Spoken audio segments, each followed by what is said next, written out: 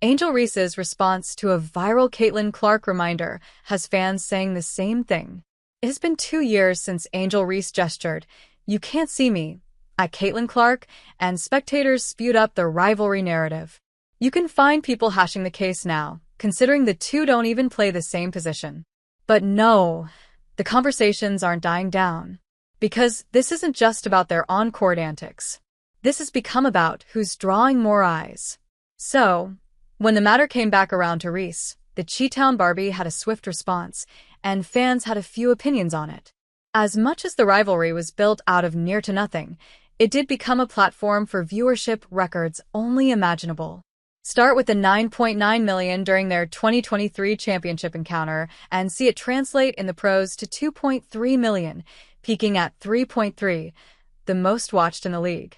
Even beyond, there were arenas selling out and jerseys flying off the shelf. But when the credit was largely focused on Clark, the former LSU Tigress wasn't having it. It's not just one person. I think people don't realize that because the narrative out there is that just one person changing the game. "It's a lot of us," she had said. Now, as another season resumes and the Fever saw 1.6 million viewership for a preseason game, looks like a reporter was reminded of the instance. His question was, "Last year you made a powerful statement that the reason people are watching women's basketball is not because of just one player, but because of you too. A year later, do you feel like—" Next question, Angel cut him short and moved away from the question. The media manager also agreed with Angel as he said, "Yeah, we will move on, thank you." When Reese had made that remark, she had put up a 13-point, 9-rebound performance in a fully packed arena against the New York Liberty. The Chicago Star had also seen her contribution to the 500% increase in the jersey sales, and more brand endorsements were soon to follow. So not everyone is faulting Angel Reese. What they are is making rivalry out of it and persistently keeping up with the narrative. All Angel wants to do is limit the dynamic between her and Clark to competitiveness. Because the game is ultimately what this is about. When Reese was questioned about the rivalry even before entering the WNBA, she set the record straight. "I love that we're able to compete and still be cool after, regardless of the outside noise," Angel told WH. "When we get between the lines and we're ready to compete, we just want to win. That's just the group of women. We always want to win, and we're strong and super powerful in everything that we do." Caitlin Clark also constantly spoke about the friction between her and AR when they faced each other on the court. She complimented Reese's rebounding skills too. But instead of calling themselves rivals of each other, they were leaning more towards the competitive nature. Media and fans, on the other hand, gave those competitive athletes colors, blue and red. Colors that never take the same stand in the sports world and seen as rivals. So, when Reese was asked for her stand, it was clear, move on from the narrative.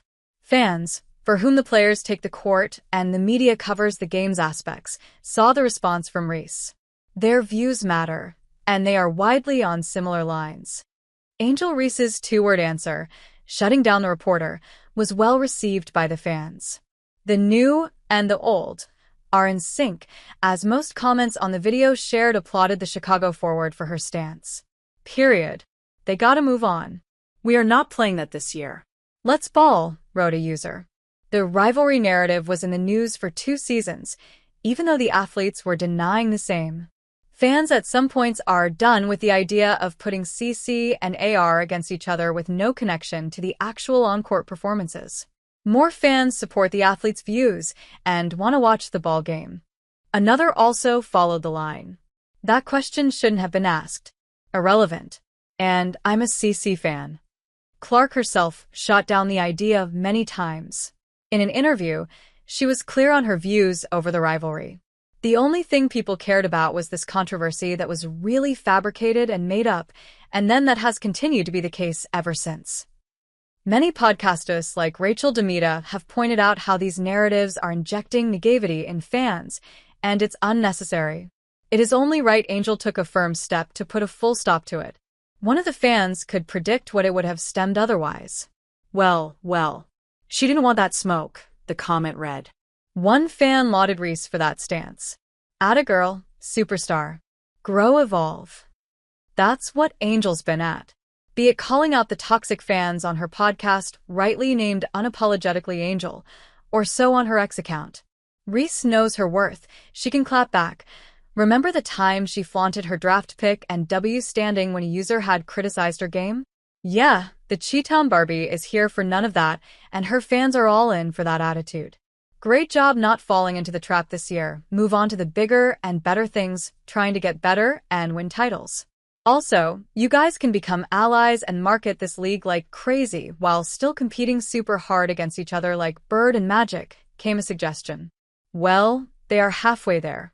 As Caitlyn says, they are no best friends, but together, they are making some noise in the league. The comparisons have also been fitting in terms of the impact they have had since Magic and Bird did it in the late 1970s in the NCAA and NBA. The two had drawn 40 million viewers in college and made a declining league primetime special. So, WNBA and players do have a blueprint for mega success. They might as well use it to the league's good.